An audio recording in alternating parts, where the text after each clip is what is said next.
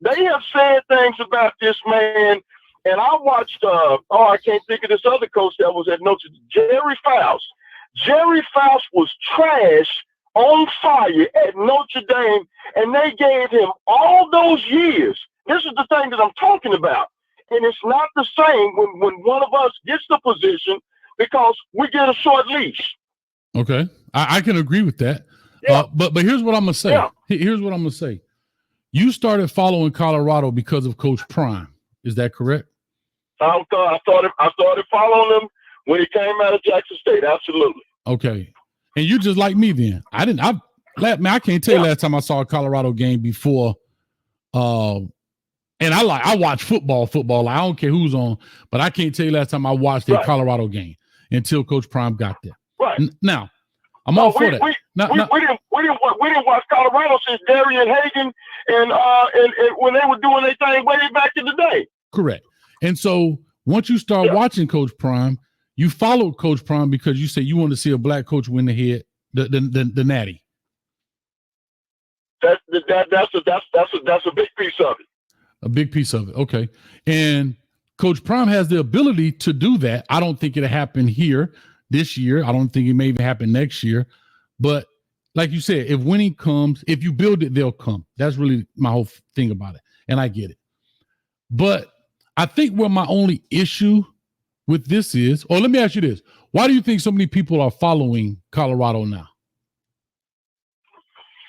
Well, I think what's happened to me is, and I was sharing this with my wife just a couple of days ago, when you sit back and you watch the well-off videos and you get all of the inside content, you start feeling like you know the players from a distance, and you start feeling a kind of relational connection from afar because this is unprecedented. We've never been able to have this kind of inside type content. So now when I'm watching the Shador, when I'm watching Travis, and when I'm watching Shiloh, and I'm watching guys that I've been watching for the last 2, 3, 4 years, you almost begin to feel like you know them. And so then, I'll never forget, last year I went to the TCU Colorado football game. Let's just say the start of what they're doing here at Colorado. And Shador threw for 510 yards, and they upset TCU, who just a year prior was in the national championship. So I think that there's such a wow factor. I think that it does something to your imagination to where you become captivated, and then you start rooting for them, and you feel a connection that I think is different from anyone else. You got to understand, I'm 15 minutes outside of Austin. So I'm down here with the University of Texas. Mm-hmm. Well, at my age of 56 years old, I've been around here long enough to know when UT didn't recruit the black athlete. Until Roosevelt Leaks come through there and did what he did, and of course Earl Campbell and so on and so forth. But I'm saying not to necessarily come off as being pro-black because I'm not, but it's just having an opportunity as a historian to kind of watch how this thing has progressed to this point. All we knew down here was Fred Akers, Darryl Royal, Mac Brown. Right. And I've never really truly been a University of Texas football fan, simply because of the history of it. All right, so Tony, let me ask you this then. So with this whole new thing with Coach Prime coming out and all of this, and you talk about historian of the game and so forth, I guess my question is, when people bring this up, and I'm not saying you're wrong. Yeah. I'm with you 100%. Right. Yeah. But why is Coach Prime selected as the coach that people want to follow to see win a natty? I think that he has marketed himself in such a way to where that his appeal is just so strong. And like, for example, a couple of days ago, he brings a family into the program, and little boys over at the school being bullied. Then, because he's a man of faith, and so am I. And so then I've got 3 sons. He's got 3 sons. So when I see the type of father that he is, when I see how he loves on the players, I got to sit here on this phone and tell you tonight, I can't think of one college football coach that's ever presented himself like that. Now, I'm not saying that there haven't been. I'm quite sure Bill McCartney, who was a great Colorado head coach, and so on and so forth, very influential, a God-fearing man, but the connection between me and McCartney and me and Deion Sanders, well, me and Deion Sanders are a year apart in age. So you got to understand, I remember him at Florida State. I agree. So for me, it's kind of a treat for me to be at this age at 56 years old. I got you. And watching him get this kind of an opportunity. So there's that kind of connection as well. Okay, I got you. So Tony, go ahead. Say your last piece. I think you came out in like 95 out of high school, right? I came out of 95 in high school, yes. Yeah, so I came out in 86.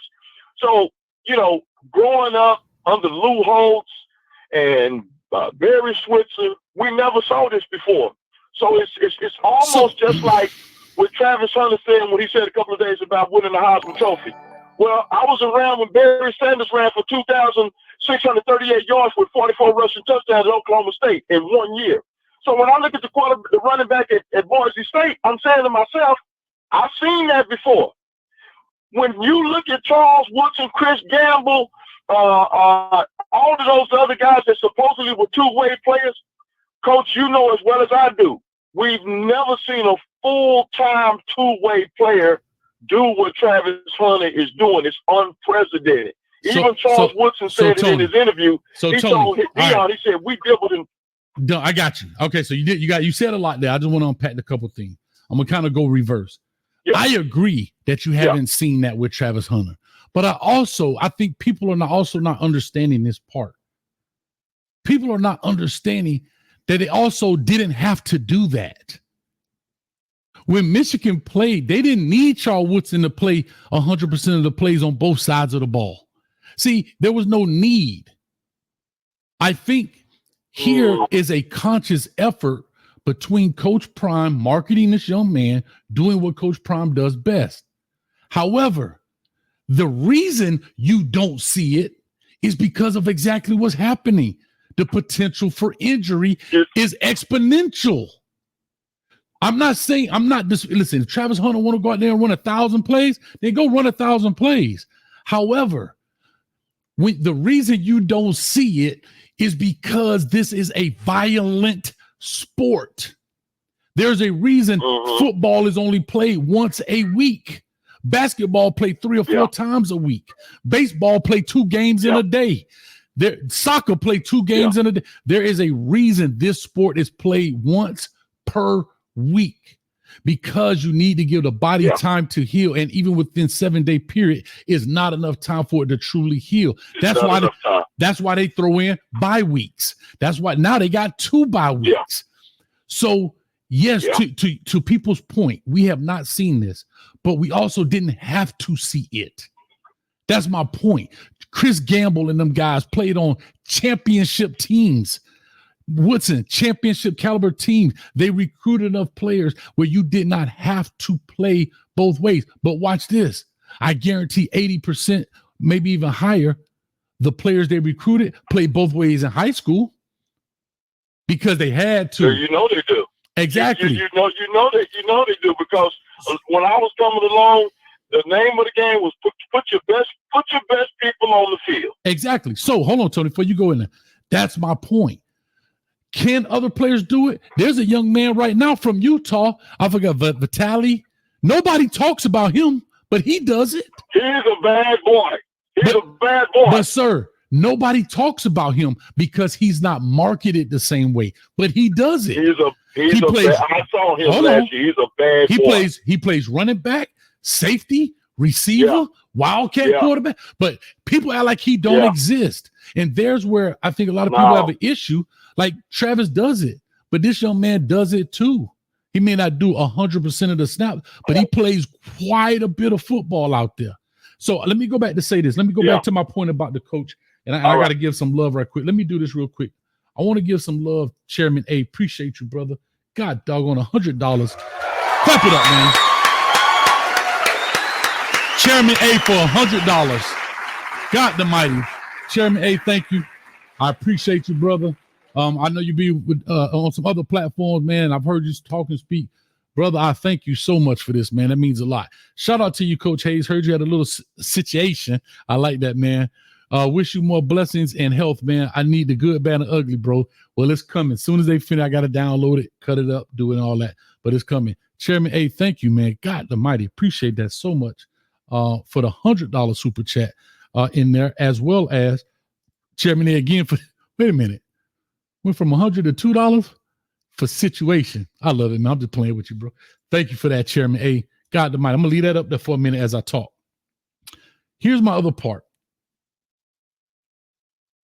Who do you think right now in college football has the best opportunity to win the national championship as a black head coach? Who do you think would be the first right now? As a black head coach? Yeah.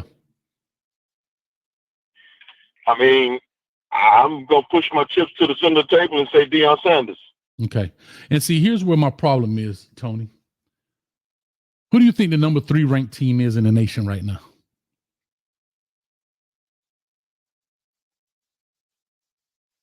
Oregon? Nope.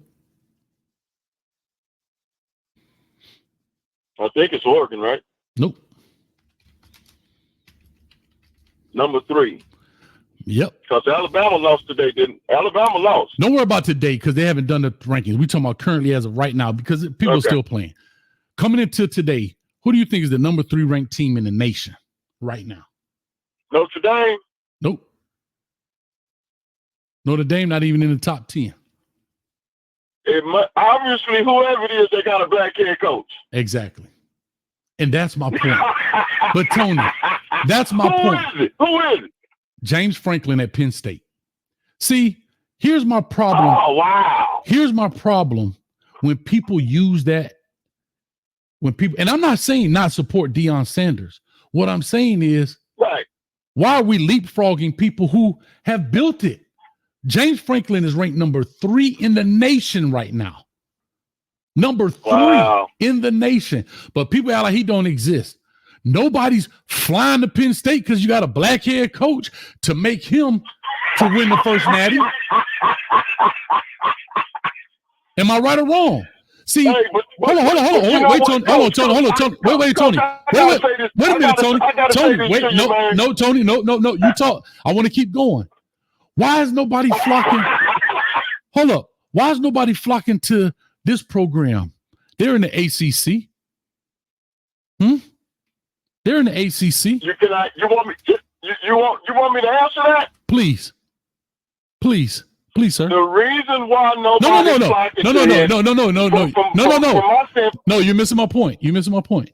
Nobody's flocking to this team right now, and they got a black head coach, and they're 5-1 right now. And he took over. We don't connect with it. But you want to know why? Hold on. But you want to know why? Plain and simple. Hold on. Go ahead. His name, you know who the coach I'm talking about? You know what team I'm talking about? I know exactly who James Franklin is. No, I'm not talking about James Franklin. I'm talking about the other black coach in Syracuse, who's first-time head coach at Syracuse, who is currently 5-1, taking over a bad team. Oh yeah, I know who you're talking. I know the coach you're talking about. I can't think of his name. Who am I talking about? Yeah, I know. Because I think didn't he come from Maryland? Nope. His name is Fran Brown. Came from Georgia. But again, as folks, we pick and choose who we want to do because it sounds good. What I'm telling you is when people say, I want to support this guy because he could be the first one, when you got a guy that's currently ranked number 3 in the nation, who do you think got a better chance of winning the natty right now?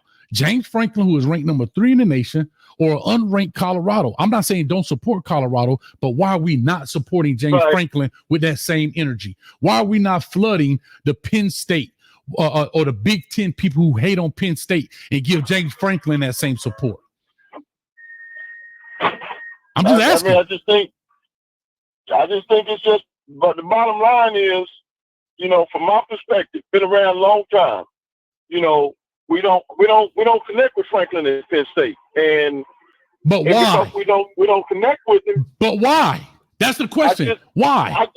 I think that for most of us, coach, that are out here in this football world, just like you with the Hurricanes. It's like you rock with the Hurricanes because that's who you connect with, right? You know that's the truth.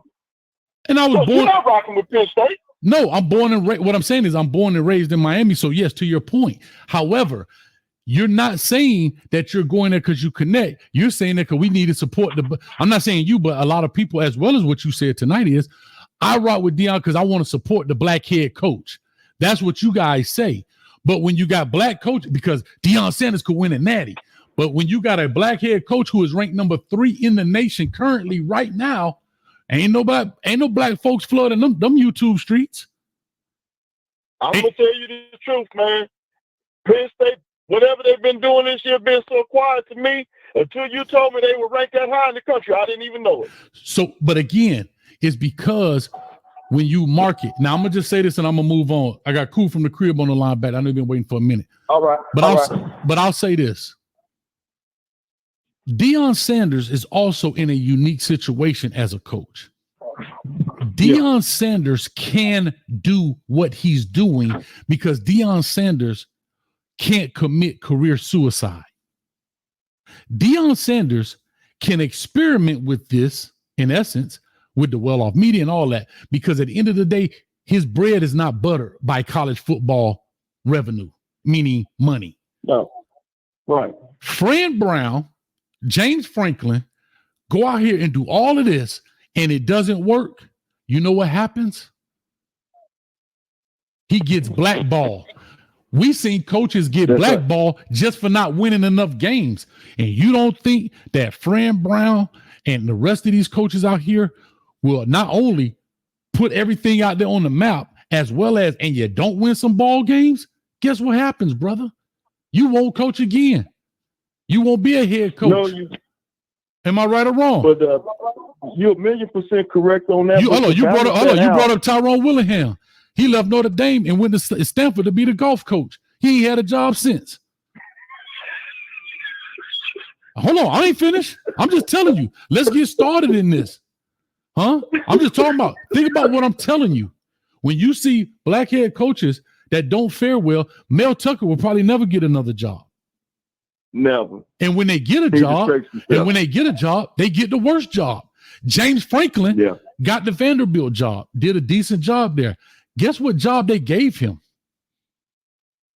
Guess what job he got? The Penn State job was what, a year or two removed from the Sandusky stuff. Oh, yeah. It couldn't have been in the worst even time. With Coach Prime. Charlie Strong come here to University of Texas, and he should have stayed. He should have stayed in Louisville. He should have never came here. He had to take that job. Here's my second thing. Yeah. Let's take even Deion Sanders. Look what job he gets. The worst job in college football. Colorado. That's right. That's right. Even though even though he went to Auburn and he Arkansas or wherever else, Florida State, they're like, nah. Went to Colorado. One of the worst jobs to try to turn around. Most of us get the worst job. Hold on, I ain't finished with you. Derek Gibson. Hold on, Derek Gibson. I'm gonna give you some young knowledge to an older G, if you don't mind. Derek Gibson goes to Vanderbilt, his alma mater, and they fired a dude, and he had a decent season. Vanderbilt ain't the best of the best. All I'm trying to tell you is other black coaches can't do what Coach Prime is doing because they don't have the Prime effect. Because Coach Prime is who he is, his demeanor and all of that kind of stuff, and he's already financially set. He does. If they fired him from Colorado tomorrow, Coach Prime ain't tripping. No, he ain't tripping. He good. He been good.